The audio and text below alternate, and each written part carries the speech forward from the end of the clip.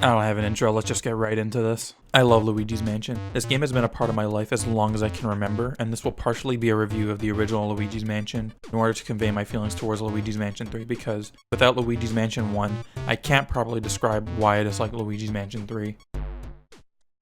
Luigi's Mansion, in my opinion, is the most unique Nintendo game I've played to date. Mario games are special because they all capture the same feeling despite being so different from the last. For example, Mario Strikers still feels like it could be related to Mario Kart or the other Mario sports games, despite its more gritty art style and gameplay.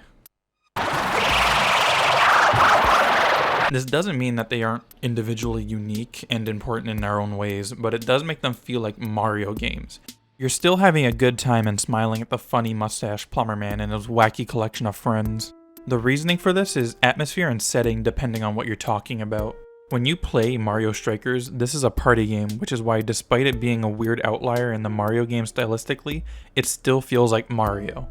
But Luigi's Mansion is something completely different from the entire Mario series. Aside from the fact that Luigi's a big scaredy baby vomit butt and resulting in him being scared and that possibly making you laugh, there's nothing really funny or cheery in this game aside from Egad's very existence. I mean, look at him. Just fucking listen to this man. Luigi's Mansion, despite not being listed as one, at its core is just a horror game for children. And the purpose of the game was to be scary, but also keep that E rating. This is what makes Luigi's Mansion so unique and interesting to this day. It provides you a haunted mansion with mysteries to solve, ghosts to fight, and the mansion feels alive and like something is always watching you. Lights turn on without your input when you catch all the ghosts in a room. You can see the room is cold from his foggy breath, and he's shivering, be it because he's a pussy or he's cold, who knows, but probably both. All of this builds an interesting atmosphere. Even an entire room is upside down. What the fuck? Every room feels like it's trying to be its own little charm-filled mystery that's trying to be scary, and it totally scared the shit out of me. It probably scared a lot of kids, and it did a great job, and I still think it would do a good job today if every kid under the sun's favorite thing growing up wasn't Five Nights at Freddy's. Now all that I just said, get rid of all of it and amplify the humor by tenfold. That's what Luigi's Mansion 3 is. This game's main purpose isn't to be a horror game being child-friendly, it's a Haunted Mansion Pixar game. Things are cute, funny. Luigi, come on. Luigi, please, that's my wife. Please, Luigi. Luigi, I miss my fucking wife. Luigi, please. Oh no! Full of life, colorful, and well, none of these things are bad. Hell, they're all great in their own way. But that's where the problem lies. This game and this game don't feel like they're even related most of the time. And to me, that's a huge problem because a sequel should try to be similar to the original, but provide additions and improvements. And you can argue that these are improvements. It's subjective at the end of the day, but can you honestly say that these games feel like they're anything like the first game? They have the same groundwork of sucky pushy air and ghosts and Luigi is there, but the rest is something else. Luigi's Mansion 3's atmosphere is not that of a horror game being made for kids. It's of a Scooby-Doo episode where there's a horror setting, but nothing's actually scary, it's just really funny and weird. And it captures that very well, actually. It does a really good job, but it fails as a sequel to the first game, and only succeeds in being a sequel to Dark Moon, which is also super disappointing because that's a game that also got a lot wrong. Luigi's Mansion 3 is really just Dark Moon 2, and less so Luigi's Mansion 3, because Dark Moon and 3 are so different from the atmosphere and setting of Luigi's Mansion 1, they feel more like spin-offs. And if they were spin-offs, maybe I wouldn't feel so frustrated with them, but sadly they aren't spin-offs, they're sequels to one of my most prized video games of all time. So I'm going to start talking about why Luigi's Mansion 3's gameplay is actually super boring in comparison to Luigi's Mansion 1, and I'm probably going to be burned at the stake for this, but I don't give a fucking shit.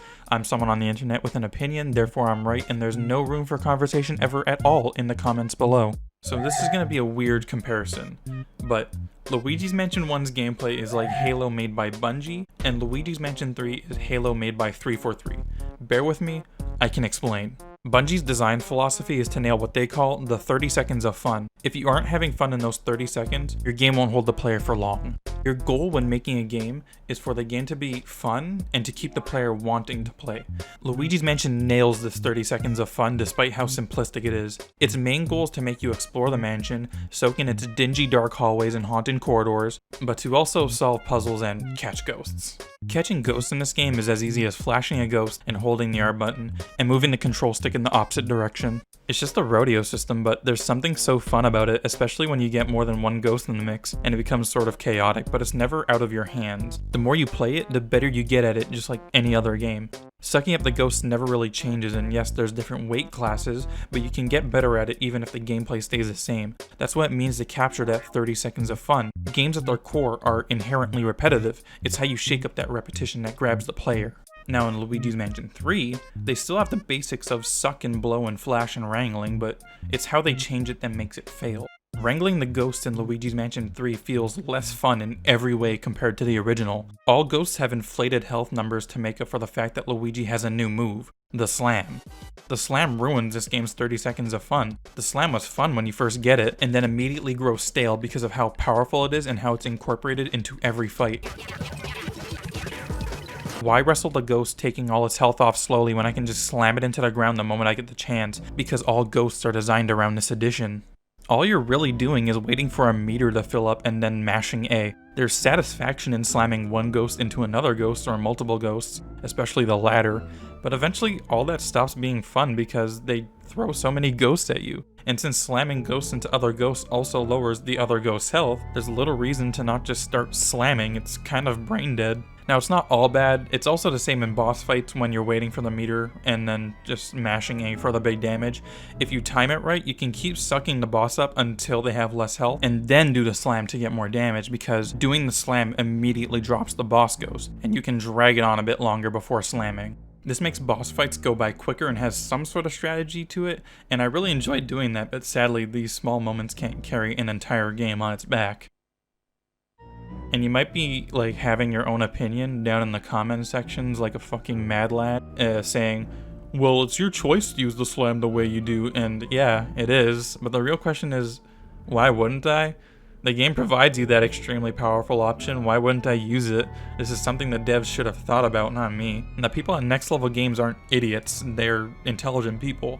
This was most likely on purpose. There's a reason the entire ghost sucking mechanic is based around it, and a similar mechanic was in Dark Moon. And these additions are truly unnecessary. Like, I believe you can expand upon Luigi's Mansion formula without adding something that actually interferes with the actual tug of war. You can add in a way to stop the ghost from dragging you so you aren't pulled into another ghost, but you do less damage. Or implement the jump when you're being dragged as a mobility option to avoid ghosts on the floor who might hit you if you can't get out of the way. What Next Level Games has added to these games in actual gameplay feels more like restrictions more than they feel like expansions on Luigi's kit. This is why I can play Luigi's Mansion every year multiple times, because I find it fun. I can't bring myself to play 3 again because the gameplay of the first is so easy to get into and sets out what it wants to be fantastically. 3 feels like it's trying to recreate the first game but also try so hard not to be it at the same time. And I'd like to go into depth on each of the main gameplay elements that involve catching ghosts, and if they have uses outside of ghosts, I'll talk about what they're used for. And considering I already went into depth on the slam, I'm not going to go over it again. In the first game, we have suck, blow, fire, ice, water, and a flashlight. In the third game, you have suck, blow, suction cup, dark light, flashlight, strobe bulb, booster pack, jump thingy, gooigi, and of course, the slam. That's 6 new additions, and they almost all feel redundant or useless. The strobe bulb is a stupid addition from Dark Moon that doesn't do anything that the normal flashlight didn't do in the first game. Now you just have to charge it, and it makes positioning when shining a flashlight on a ghost unimportant.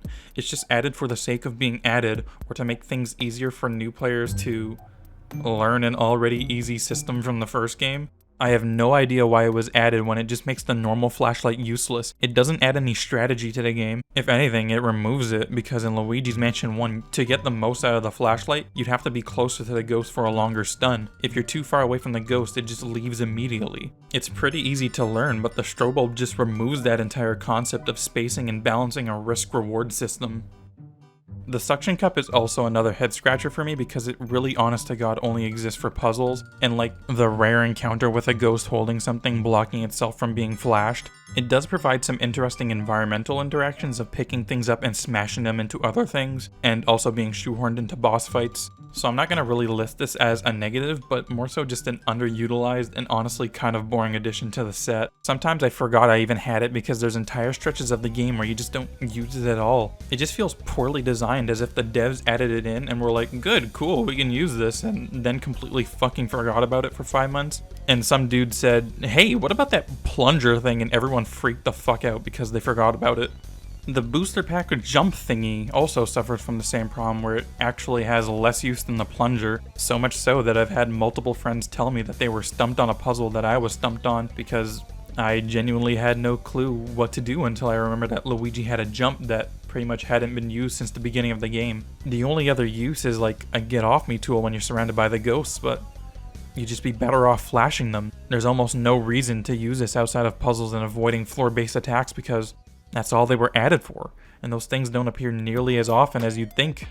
Dark Light, once again, I forgot this existed for an extended amount of time. It hardly has a use aside from side content, and that's a horrible incentive on a first playthrough, and also the occasional Dark Light enemy.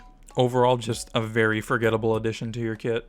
And finally, Luigi. Luigi, as much as I dislike him being forced upon you for puzzle purposes, it's actually a good inclusion overall, I'd say, because it allows for co-op play. But for single player play, Luigi is kind of just a pain in the neck, really. He doesn't really ruin the experience, but he definitely wasn't thought through at all. Luigi can only be described as what it would feel like to have your little brother forced upon you and your friends for today while you want to do things, but he's too dumb to do any of the things you want to do. He only exists for puzzles and co-op play. He also ruins any sort of difficulty in most boss fights because despite Luigi having a health bar, he's practically invincible. There's no consequences to his death, so you can just send him out to fight bosses for you without the risk of making Luigi die. Which, in all honesty, I'm not sure if this was intentional from the devs, but it feels like a glaring oversight when you also have an in-game shop to spend money on revives, and on top of all of this, he has no cooldown on death either. It's kind of a scummy way of playing, but like, they don't stop you. There's no reason to not do it. Not to mention all the puzzles that are not really puzzles because you'll enter a room and not be able to get something, and it means Luigi has to go get it. It's not really something that gets your brain cogs turning in the puzzle department when you walk into a room and there's a grate. Whoa! I wonder what this grate is here for. My overall opinions on Luigi are just, this could have been done better. Like, I like the concept, I like that there's co-op and all that, but Luigi doesn't really provide anything interesting except that he's not a solid. Now, if we were to critique Luigi's Mansion 1's kit like this, there wouldn't be much to say except it accomplishes what it was designed to do. Fire burns things, ice freezes things, water just makes things wet. It just functions as a rock, paper, scissors triangle with some small additions like ice helping catch booze, water watering plants, fire doing fire things. There's never a point where you forget that you can use fire, water, or ice, and when you need to use them, it's super obvious. And you can probably argue that the puzzles are simple because of this, and that's bad, but I'd much prefer a game where I remember my tools as opposed to a game where I actively forget I can even do something that I have on me at all times. And the upgrades are also temporary, so you can also argue that if you don't have the one you need on you at the time you need it, it's not very enjoyable when you have to go back and get it. And that's understandable, but Luigi's Mansion is designed in a way where you'll almost always have the proper element on you when you need it, and if you need it, the closest location to get it isn't too far away. This is more up to personal interpretation, and I understand you might feel differently, and that's fine. I realize that while I prefer the system from 1, it's not without its flaws. Sometimes I'll be running the game like I do every year, and my dumbass forgets I need ice when I go up to the hunter's room, and I have to do the walk of shame back to the dining room. With all of that out of the way, I'd like to talk about the actual setting, the mansion, or the hotel for some fucking stupid reason. It's Luigi's Mansion, not Luigi's Hotel. I actually find the hotel interesting. Like, my interest in it is not huge or anything, but there's parts in it that I like. But once again, this feels more like Dark Moon than it does Luigi's Mansion 1. Every floor is separate from the last with a completely different setting for each. And some of these are really cool and have interesting art direction. There's genuine love put into some of these areas, but they don't feel right sometimes. Going up a floor and entering a pirate's cove that leads to a room that's an ocean is really cool until you realize it's not an ocean. It's just the floor that's disguised to look like the sea, and there's actually just a painted backdrop and the night sky. It all feels fabricated. It doesn't actually feel like a haunted hotel most of the time. It just feels like a fake haunted house. It's got cool haunted house ideas, but they're also super wasted potential. Like, hey, look, it's Egypt. No, wait, it's just a room that looks like Egypt. Now let's compare this to the first game's room-by-room nature. Every room in a way tells its own story, and it feels like every room is part of the whole. There's only one exception to this rule, and that's the observatory.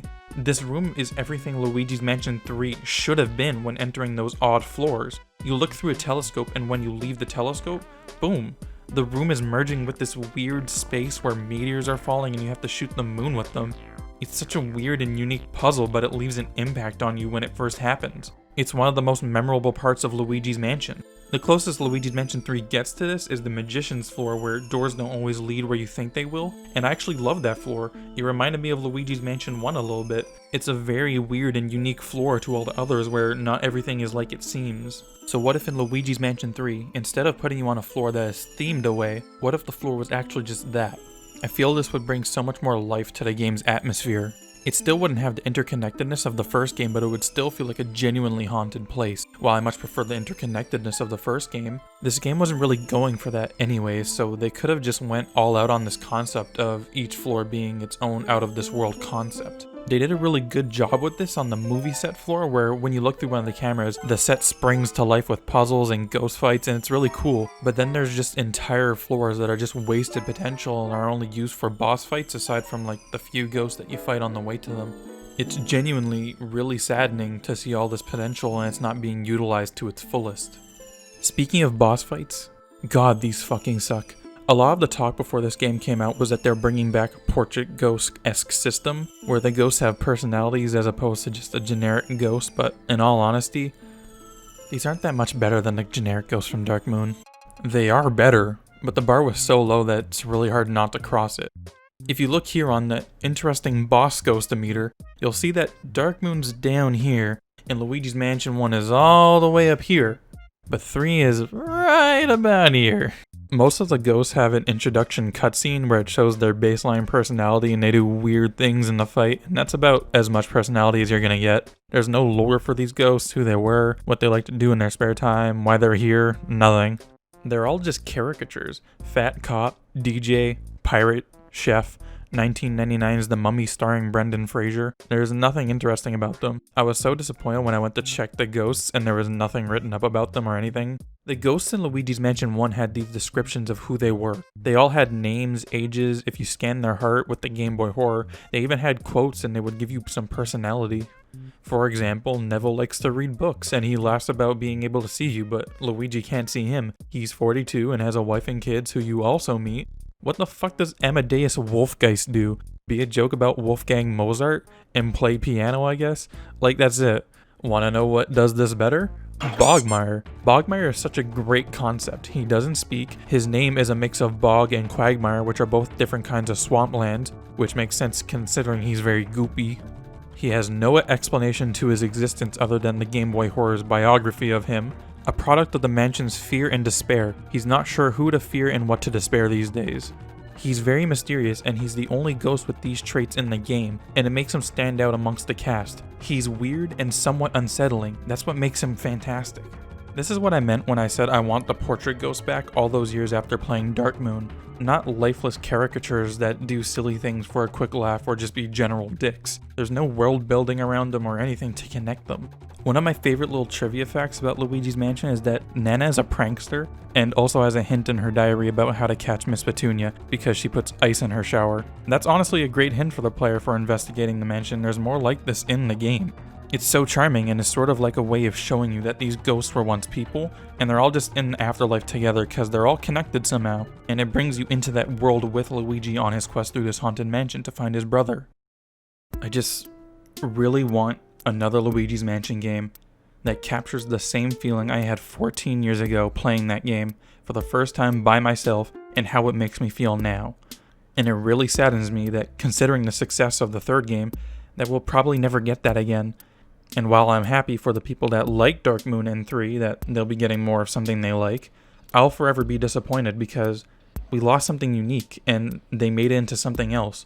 Luigi's Mansion is a very important game to me and in the history of Nintendo. It was their first true foray into that genre of games, and it was really good. And I can go on a funny internet man rant about how frustrated this game makes me, and how it just dangles the elevator buttons in front of you like a carrot on a string, and when you finally get it, the game just takes it away from you for the sake of funny haha gotcha moment like 10 times, or there's stupid fucking cat sections where they only exist to make you backtrack for something you already had. And I will, because those sections are stupid. Why the fuck did they have to extend the game's playtime like that? It's like they didn't know what to do with the game and make it longer, so they decided, why don't we just be really fucking annoying and inconvenience the player? Oh, there's the elevator button, you fucking dipshit. Yeah, go get it. Nah, just kidding. We're gonna take it from you and put you on a wild goose chase because we hate you, and Luigi is fucking stupid, and now we're gonna send you after a stupid fucking cat, an annoying stupid little cat that didn't even need to be this annoying, but we did it anyways because life is hell and we hate you. Thanks for your money, you loser. We're gonna make you do it twice. That's right, follow this dumb fucking cat twice. It's not fun at all, and you're gonna have to do it, and you're an absolute fool for it. Absolutely fucking stupid to do this. Ugh, like, okay. Now, if I were to give this game a rating out of 10 on its own, separated from the first game, I'd give it an 8. It's not a bad game. Graphically, it's beautiful. It's got some of Luigi's Mansion's funny moments in there. It gave us Mario desperately crying over Peach's painting, and on its own, it's pretty good. But if I were to rate it as a sequel to the first game, it's a solid 4 out of 10. It's just below average, and it's nowhere near as fun. Its atmosphere is lacking and blends in with everything else Nintendo makes, and it feels like Next Level Games didn't listen to fan outcry at all about Dark Moon. The most horror you get out of this game is a stupid jump scare. The ghost designs are still boring and overly cutesy, a majority of the bosses are boring to look at and fight. The hotel just feels like Dark Moon again, and how every mansion is separated, so it doesn't feel like it could be a real haunted place, and among other things. I don't hate this game, despite ragging on it for however minutes this is, I don't know. Like, I'm still recording.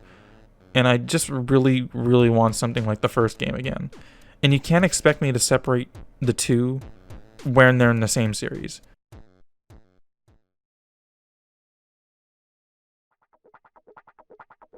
Okay, that was my review of Luigi's Mansion 3, and it's been too long, like since my last video, like period. It's been way too long, and well, you know, not the last video, but like an actual video.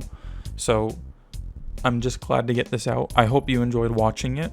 I hope that people watch this and enjoy it, because I really don't want to just be that guy that shits on games all the time. I do love a lot of what this game does. It's just, it's hidden under that execution. And hopefully they learned from this. They learned a bit from Dark Moon. Dark Moon was a lot worse than this, if you ask me. And I would still give it a 4 out of 10 because it's still a fine game. But it's also been way too long since I played it, and all those other things. So yeah, it's been forever.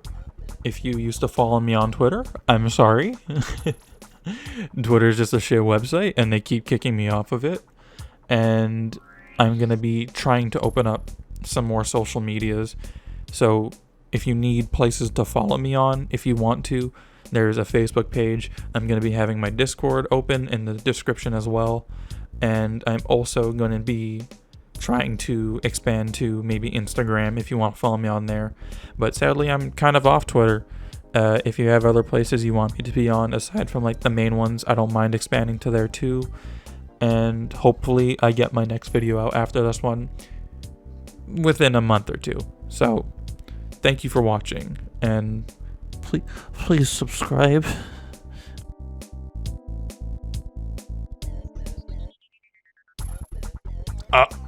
Look, he did it! He crossed his fucking arms, dude.